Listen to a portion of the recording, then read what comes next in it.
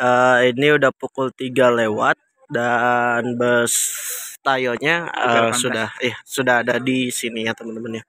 Nanti kita akan review dan akan naik ke Diengnya di bus Tayo ini. Naik ke Dieng. Bus Tayo kecil. Blacklight. Duduknya bebas juga ya? Bebas. Kita seperti Tayo walaupun sampai semua. Jadi Tayo yang kita sediakan ini kapasitasnya sekitar 16 sampai dengan 17, kadang ada yang 15, tapi nanti kita sesuaikan saja dengan jumlah kita ya.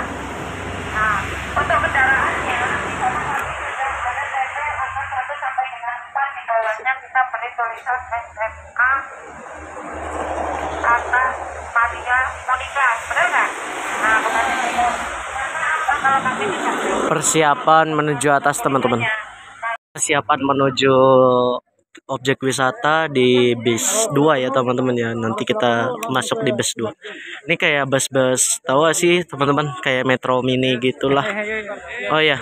Yuk masuk, kita masuk. Oke, seperti ini ya teman-teman ya. Interiornya. Nah, kayak Metro Mini tapi bentukannya seperti ini. Oke.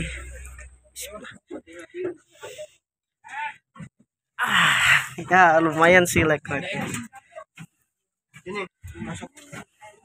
Oke, berangkat teman-teman ya. Oke. Kita berangkat menuju objek teman-teman.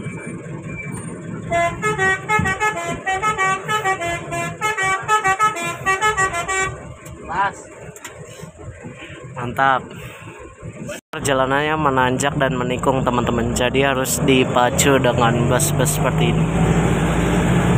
Ya nggak ada yang bisa direkam malam-malam kalau nggak pakai flash. Kita nyampe di tempatnya guys. Ya udah, kita langsung di depan situ tuh nanti.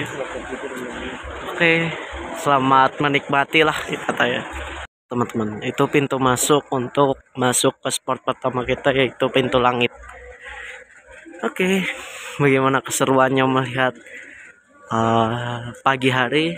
Kita lihat aja di videonya. Kalau dilihat dari dekat seperti ini teman.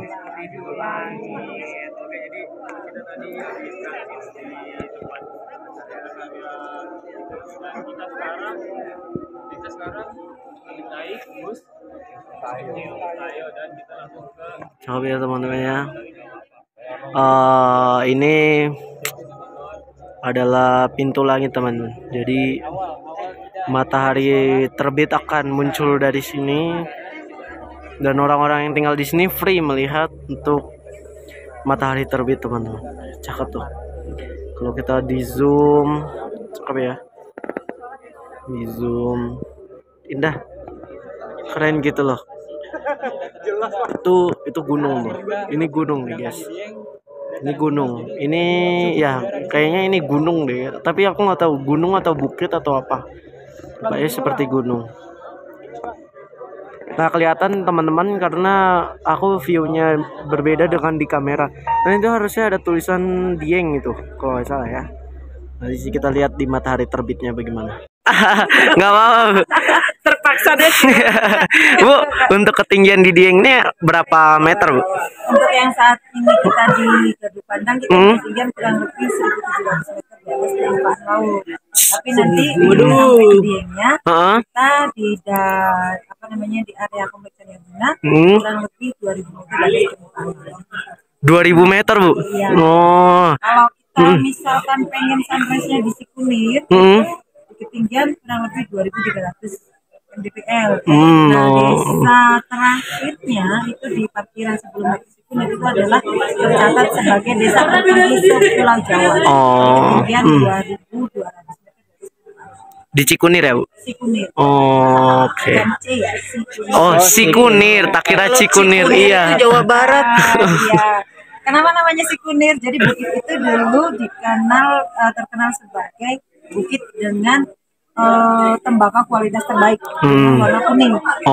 Orang dulu, kalau dulu kan belum ada warna-warna apa gitu ya. Yeah. Kuning itu kan identik dengan kunyit. Dalam bahasa Jawa kunyit itu kunir. Makanya bukitnya dinamai bukit Sikunir. Oh, 2.300 pendidikan. Bukit Sikunir tuh di mana? Bukit Sikunir kalau dari sini kan Sikunir. kok di situ. Cuman kita kalau mau ke Sikunir kita memutar dulu ke Dieng. Oh, harus Ini kurang putar. masih 40 menitan lagi. Kalau nanti barangkali ada wacana atau keinginan berkunjung lagi, seharusnya bisa tuh diagendakan ke Sikunir. Sehingga nanti dari Parkiran kita memang perlu trekking kurang lebih 100 meteran lah, 100 lah. Nanti tangga batu naik, tapi pemandangan jauh lebih bagus. Jadi dari sana nanti Gunung Sindoro akan kelihatan lebih jelas. Kemudian di sana nanti ada gunung apa namanya Merapi juga kelihatan, gitu kan. Iya. Dari sini kan kita hanya nanti akan melihat Gunung Sindoro, mudah-mudahan cerah ya kan. Amin. Pleret di sini. Gitu. Oh, ini berarti Bukit Belerang ya? Ini Iya. kita nanti Bukit Iya. Pleret. Oh, Yang sebelah sana Gunung Perahu. oh, Gunung Perahu, benar berarti. Gunung Perahu. Iya, saya nanjak. Ya, naik ke Gunung Perahu ya. Iya. Berapa ini? Sekitar 4 jam sampai? Nggak sampai Lebih 4 cepat jam. sih saya. Lebih cepat. Iya. Karena udah terbiasa. Enggak, baru pertama. Oh, baru saya. pertama. Itu di atas ada nama Bukit Ratapan. Batu Pandang Ratapan Angin. Kenapa itu kok namanya Sebenarnya seperti itu? mungkin untuk nama Ratapan Angin itu sekedar untuk menarik saja ya, daya tarik saja. Tapi memang dulu di Batu itu ini, Dieng itu kan kalau puncak musim kemarau ada istilah embun ngupas atau embun es, di mana embun es ini adalah musuh utama para petani kentang. Oh iya. Karena kalau tanaman mereka terkena embun es itu sudah pasti mati, membusuk layu mati ya kan. Nah itu biasanya para petani untuk menenangkan diri saat merasa Galau. ini tanaman saya gitu kan, Iya. Meratap. bangkrut gitu kan. Mereka biasanya berkumpul di sana. Di sana itu kan bisa menikmati suasana pemandangan di sekitarnya itu bagus sekali. Di bawahnya ada 2 telaga sekaligus, ya kan. Terus kawah Segidang juga terlihat. Kemudian di sana dulu banyak pohon-pohon yang saat terkena angin itu dari gesekan-gesekan pohonnya, kemudian dari daun-daunnya itu terbawa angin, itu menimbulkan suara-suara yang sebenarnya indah menenangkan gitu. Tapi karena memang para petani itu datang ke sana kan sebenarnya untuk meratapi juga, gitu kan, untuk ya menghibur diri. Makanya kemudian saat dibuka sebagai objek wisata tercetus nama itu. Sebagai daya tarik aja sih sebenarnya. Nggak ada sejarah yang kemudian ini sejarahnya seperti itu. Tidak, hanya kiasan aja lah ya. Ada lagi Bang? Ini gunung-gunung sini namanya gunung apa aja nih? Nanti akan terlihat Gunung Sindoro, kemudian sebelahnya ada Gunung Kembang, Gunung Pleret, dan Gunung Perahu yang terlihat dari sini. Kalau dari Wonosobonya khusus di belakangnya Gunung Sindoro itu ada namanya Gunung Sumbing. Oh, Gunung Sumbing. Nah, besok teman-teman nanti saat pulang menuju Yogyakarta, teman-teman akan melewati antara Gunung Sindoro dan Gunung Sumbing di tengah-tengahnya. Jadi kita di antara dua gunung. Di antara 2 gunung. Dan Gunung Sindoro Sumbing itu juga menjadi salah satu ikon di beberapa usaha wisata di Wonosobo, seperti hotel, ada Hotel Sindoro Sumbing, kemudian rumah makan juga ada, rumah makan Sindoro Sumbing, dan besok juga teman-teman akan melewati Taman Sinsu. Sinsu itu dari Sindoro dan Sumbing. Nanti letaknya di kaki gunung Sumbing, tapi juga itu kan sama di kedua kaki gunung ya, antara Sindoro dan Sumbing. Oh, berarti letak mereka nggak jauh. Dia jauh. Jadi saya kan era 80-an ya. Iya. Dulu kalau disuruh gambar pemandangan itu favorit kita 2 gunung. Oh iya. Tengahnya jalan. Iya. Dan saya menyadari itu pas sudah menjadi pemandu justru sekitar 2018 mungkin. Itu pagi-pagi saya perjalanan mengantar wisatawan untuk ke Semarang, lewat di situ baru menyadari kayak gambar saya dulu ya. Ya kalau dulu ciri khas. Iya ya kan, ciri khasnya itu ya. 2 gunung, bawahnya ada jalan, sawah kiri kanan. pesawahan, dan itu benar-benar kalau misalkan besok nanti lewat memperhatikan seperti lukisan zaman 80-an. Nah, dan saya baru menyadarinya kemarin 2018. Setelah saya tua begini. Iya. Ada turis dari luar negeri. Kalau turis dari luar negeri begini, Dieng menjadi terkenal sebagai objek wisata dengan destinasi yang begitu banyak. Justru dulu yang membuat terkenal itu wisatawan dari Belanda. Ya, wisatawan lokal itu tahun 80-an belum ada. Masih sangat jarang lah. Karena merasa ini hal biasa gitu. Iya, tapi kalau untuk warga dari wisatawan dari Belanda, beliau-beliau itu datang ke Dieng bukan untuk berwisata saja, tapi untuk istilahnya napak tilas. Oh iya. Karena banyak sekali sejarah-sejarah yang ditinggalkan oleh tentara Belanda saat ada di Wonosobo, terutama untuk di Dieng. Sampai di Dieng itu ada satu monumen di mana itu memang dibuat untuk memberikan penghormatan kepada salah satu prajurit Belanda yang ada di Dieng. Oh gitu. Bahkan dulu pernah ada wisatawan yang datang ke Dieng itu untuk mencari makam dari leluhurnya. Jadi dulu memang ada wisatawan dari entah wisatawan atau apa ya, pokoknya orang Belanda lah ya, datang ke Dieng. Kemudian kalau tidak salah beliau meninggalnya itu di salah satu gua yang beracun. Itu karena beliau tidak percaya bahwa gua itu beracun, jadi nekat masuk. Tapi setelah masuk nggak bisa keluar lagi, meninggal di dalam. Ya kan? Nah, itu dimakamkan di dekat guanya. Saya lupa nama guanya, mohon maaf ya. Itu memang letaknya di kalau sekarang di lahan warga pertanian. Siapa yang mau memakamkan ya? Nah, masyarakat ya, karena mungkin kan dulu di tahun-tahun itu masih bukan hal yang mudah ya untuk mengembalikan jenazah. Iya, bukan seperti sekarang. Betul. Jadi kemudian dimakamkan di situ. Dan saya sendiri tidak tahu lokasinya di mana, karena itu memang di tanah warga. Kebetulan pemandu yang senior saya yang tahu tempat itu. Oh gitu. Maksudnya ternyata orang lokasinya di asing mana, Seth? sampai menjamak ke sini ya. Jadi wisatawan asing itu tidak datang sini karena COVID aja.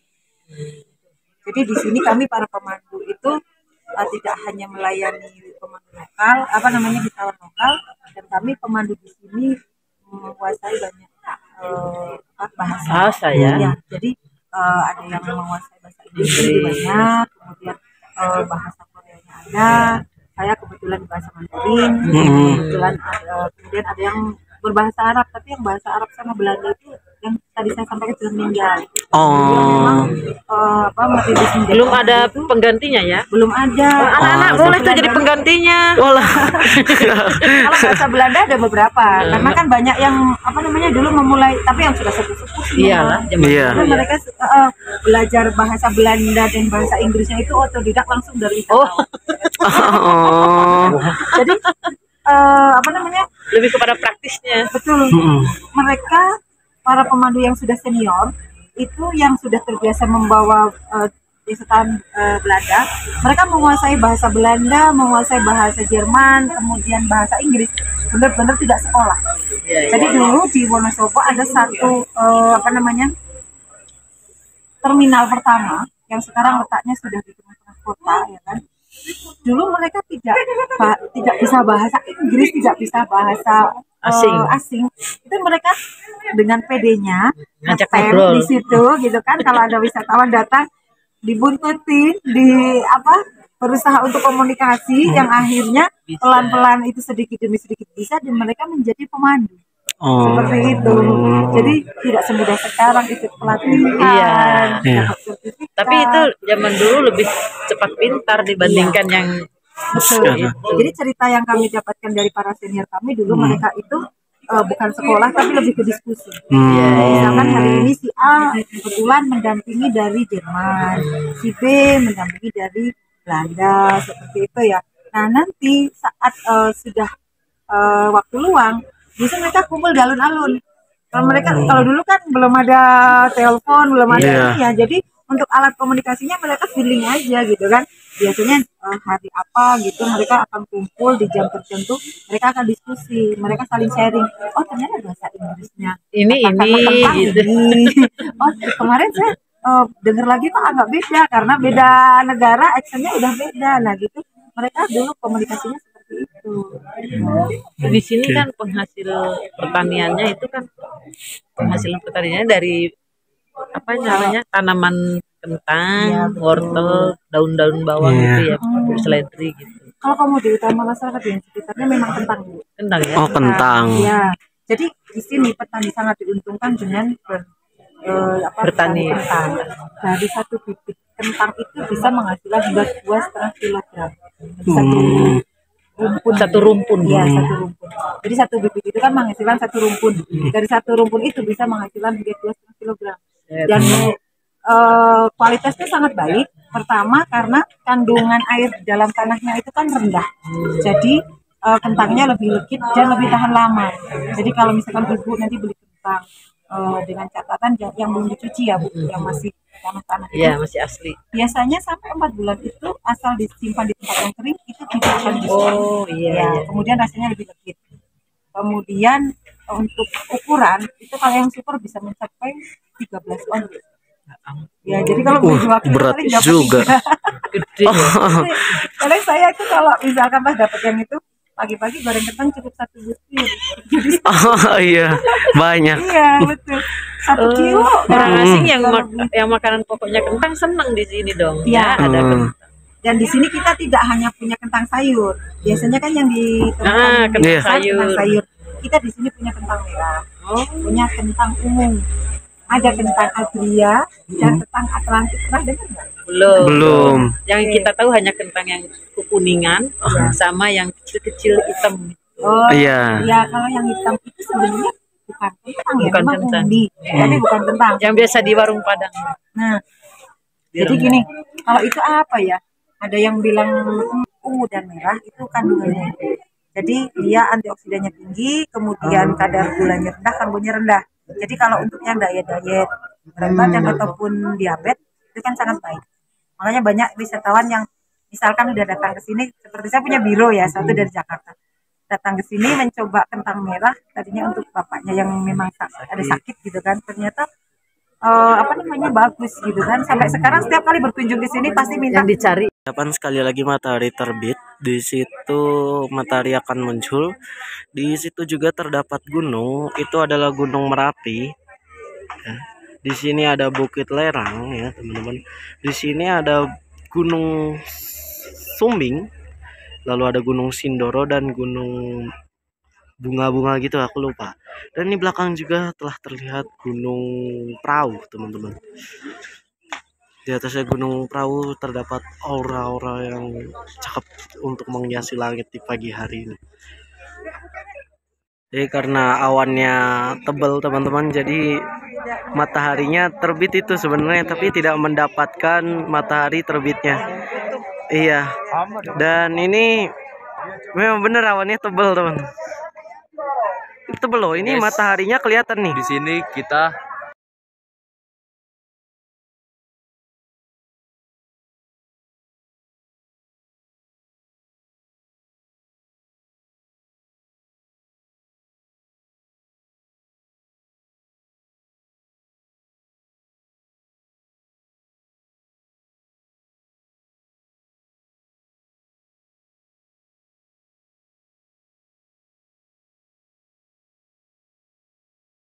Pagi ini kita sudah berada di kawasan Candi Arjuna atau Candi Arjuna.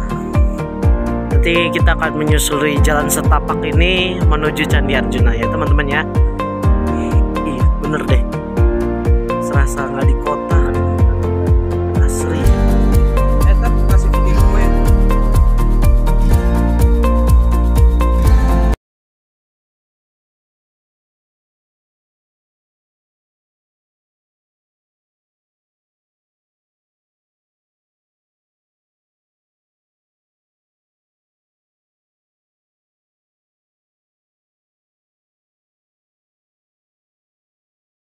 Candi teman-teman, di sini ada Candi Arjuna, lalu ada candi yang dibongkar itu Candi Sri Kandi, lalu ada Punta Dewa itu anaknya Arjuna, dan ini adalah Candi Semar teman-teman.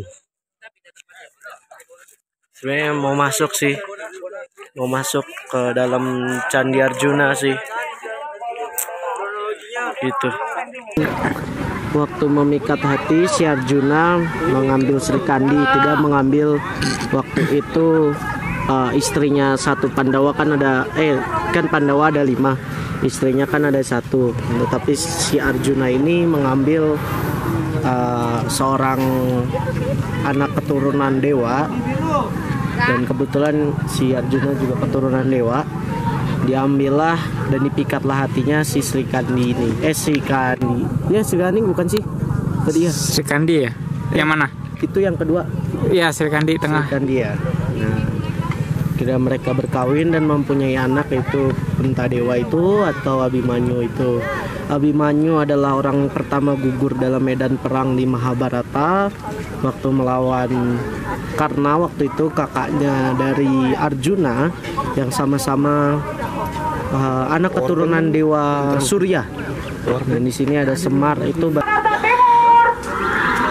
Arsip sejarah. Saya bahwa di sini adalah makam leluhur para tanah Jawa, atau Semar itu dikenal dengan sebagai orang yang punya Jawa, dia yang megang Jawa, Semar itu. Makanya kalau kita dalam tanda kutip tidak punya agama terus kita berdoa kepada Semar, kan ada keris Semar, pasti dalam tanda kutip pelet ya, pelet itu akan manjur dalam 1 menit. Jadi hati-hati dengan Semar ini.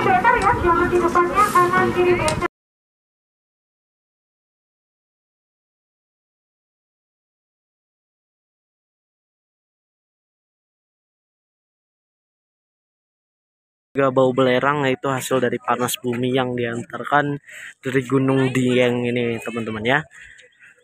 Masih Kidang sedang ada proses renovasi, lalu ada proses pemindahan belerangnya dan segala macam ya, teman-teman ya. Di sini semuanya, aduh, masker 1 nggak mempan, udah kasih minyak kayu putih juga nggak mempan ya, teman-teman ya. Emang nggak mau? Iya. Panas saya nggak terasa, justru malah dingin kesini. Aneh ya. Terus ini rasanya itu aneh ya.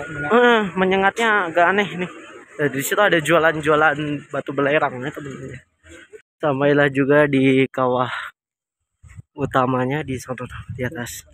Harus perjalanan. Capek ya. Iya, perjalanan lagi. Ini kalau kita kesini kayaknya terbakar sih. Menyala abangku. Menyala abangku. Ini kayaknya kalau kita masuk, teman-teman, terbakar sih, hangus sih gitu. Nah, udah loh bapak-bapaknya.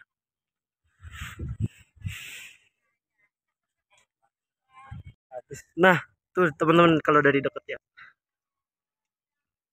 panas ya, teman-teman ya. Karena ini panas bumi, teman. Bayangin tangan kalian masuk, yang terjadi apa? Ya tinggal tulang. Itu di Batu Pandang Ratapan. Di sini kita akan naik ke atas. Teman-teman, ini adalah 2 telaga yang 2 telaga yang telah apa namanya? Telah membuat telaga baru, yaitu dari letusan Gunung Dieng. Ada telaga yang ini, ada telaga 1, dan ini ada. Setelah kita pada titik teratas King Danu. Titik teratas ya, teman-teman ya. Kurang setengah, Tang. Itu masih